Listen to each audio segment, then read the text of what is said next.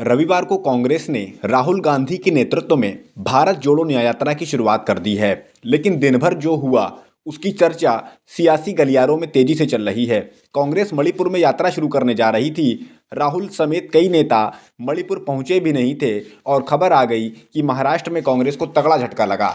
महाराष्ट्र में कांग्रेस के पूर्व नेता मिलिंद देवरा ने पार्टी छोड़ दी और वे तुरंत मुंबई पहुंचे, जहां वे शिवसेना के शिंदे गुट में शामिल हो गए।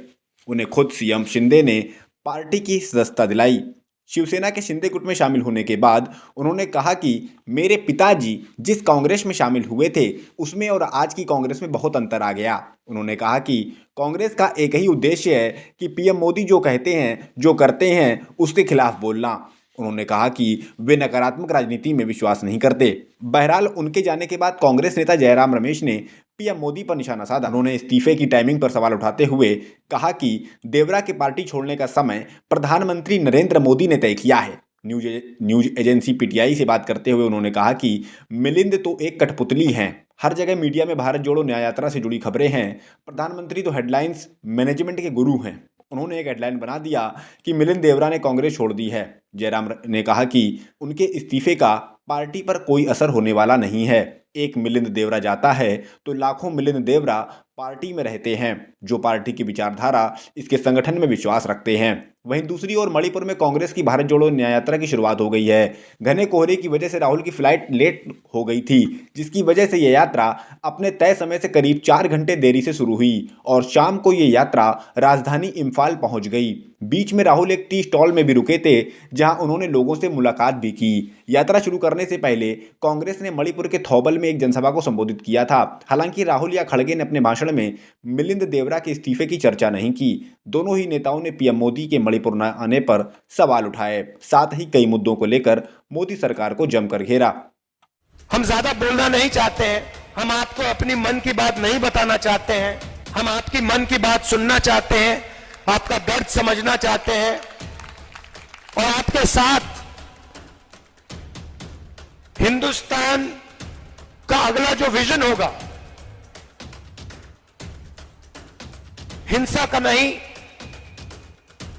नफरत का नहीं, मोनोपोलीज का नहीं, मगर हार्मोनियस, इक्विटेबल और भाईचारे का विजन हम आपके साथ मिलकर, आपकी आवाज सुनकर, वो हम हिंदुस्तान के सामने रखने जा रहे हैं।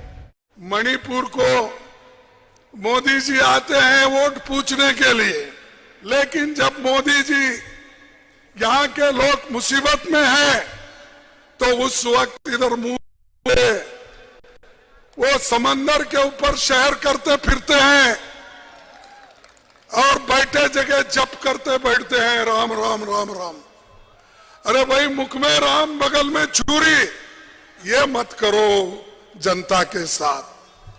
यही हम चाहते हैं। सभी को भगवान की याद आती है, भगवान के बारे में सभी लोग आस्था रखते हैं, इसमें कोई शक नहीं है, लेकिन वोटों के लिए मत करो। वोट मांगने के लिए, वोट पाने के लिए ये सब ढोंगबाजी नहीं करना चाहिए। इसका करने दो। पाप बेचारे को जितने भी पाप किए हैं वो धो के जाने के लिए होने दो। जाहिर है कि भारत जोड़ो न्याय यात्रा का अंतिम पड़ाव मुंबई है। यानी जिस यात्रा की समाप्ति मुंबई में होनी है, उसी यात्रा के पहले दिन मुंबई में सियासी माहौल तेजी से बदला।